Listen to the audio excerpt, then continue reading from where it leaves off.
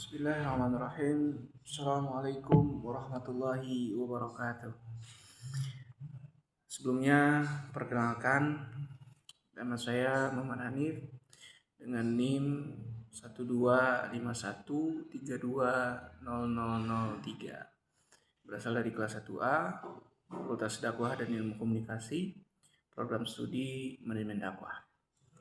Pada video ini, saya akan membahas tema masalah sosial dan gerakan sosial dalam perspektif sosiologi tentunya, dengan menekankan hubungan keduanya serta alasan mengapa tidak semua masalah sosial otomatis melahirkan gerakan sosial. Oke. Dalam sosiologi, masalah sosial dipahami sebagai kondisi yang dianggap merugikan banyak orang dan bertentangan dengan nilai-nilai yang berlaku dalam masyarakat.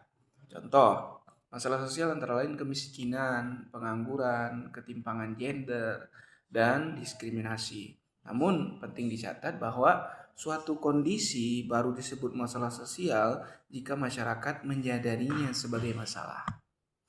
Nah, disinilah letak aspek kritisnya. Banyak kondisi yang objektif merugikan, tetapi tidak selalu dipersoalkan karena telah dinormalisasi oleh sistem sosial itu sendiri. Nah, sementara itu, gerakan sosial adalah tindakan kolektif yang terorganisasi untuk mendorong perubahan atau mempertahankan kondisi tertentu.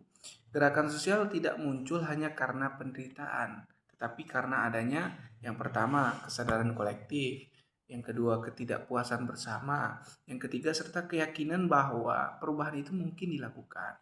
Dengan kata lain, masalah sosial adalah kondisi, sedangkan gerakan sosial adalah respon sosial yang terorganisasi terhadap kondisi tersebut. Nah, mari kita analisis hubungan masalah sosial dan gerakan sosial.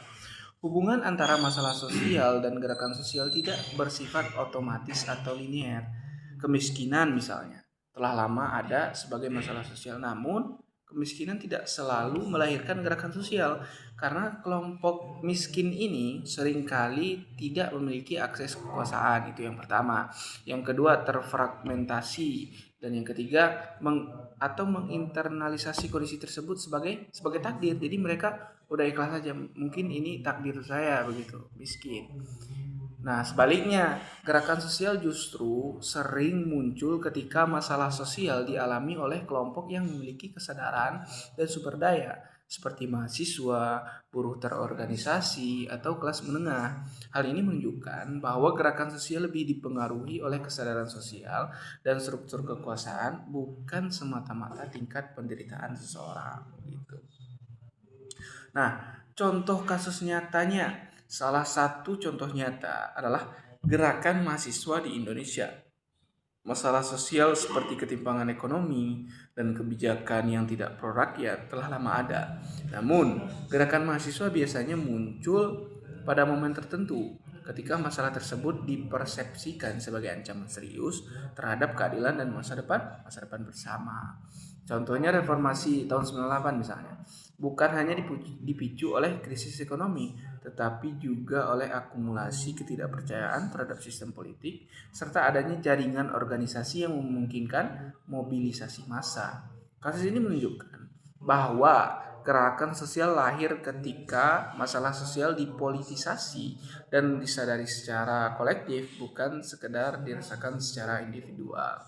Oke, sebagai kesimpulan, masalah sosial dan gerakan sosial memiliki hubungan yang erat, tetapi tidak bersifat otomatis.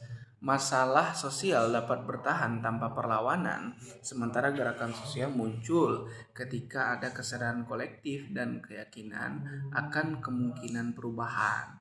Oleh karena itu, sosiologi membantu kita memahami bahwa perubahan sosial tidak hanya bergantung pada penderitaan, tetapi pada kesadaran, organisasi, dan struktur kekuasaan dalam masyarakat.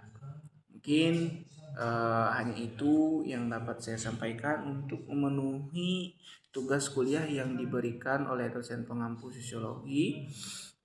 Untuk tugas UAS, di sini saya mengangkat tema yang telah saya sebutkan di awal tadi adalah masalah sosial dan gerakan sosial.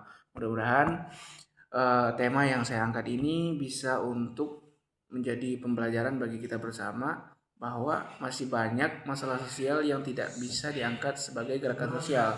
Banyak orang miskin yang merasa bahwa permasalahan mereka itu tidak perlu ada gerakan sosial begitu. Nah, mereka ikhlas menerima takdir padahal itu kesalahan sistem gitu. Mungkin sekian dari saya. Terima kasih atas perhatiannya. Wassalamualaikum warahmatullahi wabarakatuh.